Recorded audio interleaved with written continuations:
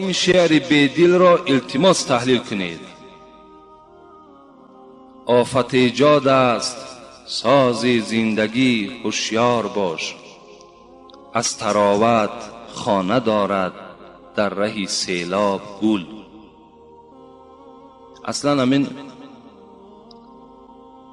تحلیل شعرها دا ما را البته بگیم علم ما نمیرسد، لیکن این برادر از ما خواهش کردن همین بیدل تحلیل کنیم. بیدل خود میگوید که شعرهای من همش کوتاه بلندی ها دارد.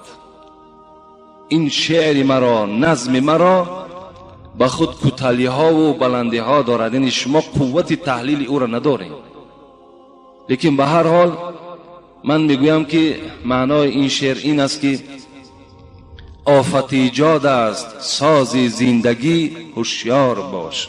حضرت میگوید آفت ایجاد معنایی که یعنی زندگی انسان از آفتهای زیاد عبارت است. ای انسان هوشیار باش.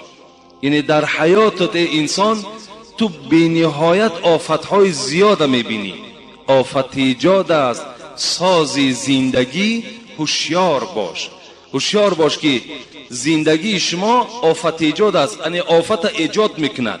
یعنی روز به روز آفت ها و روز به روز مشکلات و مشقت شما زیاد می شود در زندگی. از طراوت خانه دارد در ره سیلاب گل. طراوت گفته اصلا معنای تر و تازگی را دارد. طراوت تر و تازگی. میگوید که گل برای آنه که همین تر و تازه بماند خانه دارد در ره سیلاب گل. همین ره سیلابه را، ره سیلاب یعنی ره سیلابه آب، همین گل برای آنه که تازه بماند، دائم شکفته بماند، برای همین تازگی و حیات بردوامش همین ره سیلاب برای خودش اختیار کرده است. انا انسان هم میگه زندگیش مثل گل است.